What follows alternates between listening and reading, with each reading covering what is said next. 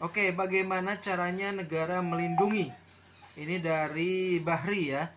Nah, bagaimana caranya negara melindungi warga negara maksudnya mungkin ya gitu ya. Nah, begini. Jadi alasan adanya negara adalah memang untuk melindungi warga negara. Gitu ya.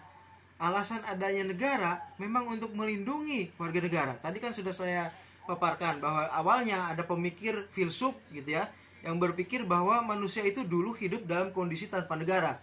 Itu pemikirannya Thomas Hobbes, John Locke, dan kemudian J.J. Rousseau.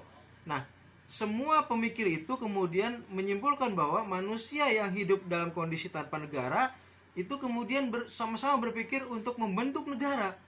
Apa tujuannya membentuk negara? Adalah untuk melindungi ya.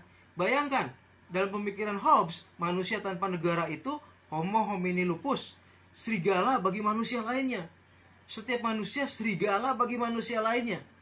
Ketemu manusia lain diterkam, ketemu manusia lain dibunuh, diambil harta miliknya, diambil misalnya istrinya, anaknya yang gadis gitu ya. Nah, itulah kondisi tanpa negara.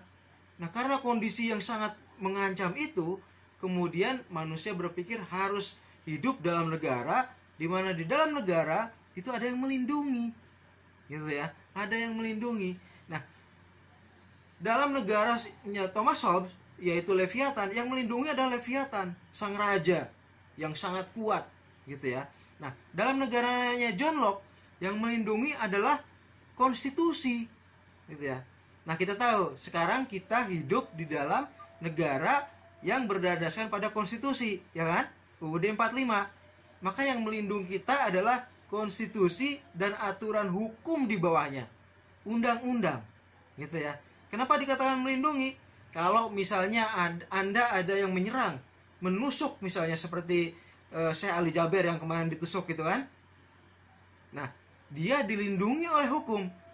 Si penusuknya pasti dikejar oleh hukum dan kemudian diberi hukuman. Ya. Jadi kalau Anda bertanya bagaimana caranya negara melindungi, maka di negara kita yang merupakan negara konstitusional, yang melindungi itu adalah konstitusi, gitu ya. Konstitusi dan undang-undang. Nah, tentu kemudian di lapangan yang benar-benar melindungi adalah pemerintah dan aparat keamanan, gitu ya. TNI, Polri, gitu ya. Nah, itu yang melindungi kita. Termasuk juga harta milik kita di negara yang konstitusional itu dilindungi. Coba bayangkan kalau kita hidup dalam negara hidup tanpa negara. Kita punya mobil, kita bisa diambil orang, ya kan? Kita punya rumah juga bisa diambil orang. Tetapi karena kita hidup dalam negara, maka kita terlindungi oleh hukum, terlindungi oleh konstitusi, gitu ya. Mobil kita aman, rumah kita aman, tanah kita aman, gitu ya. Seluruh harta kita aman.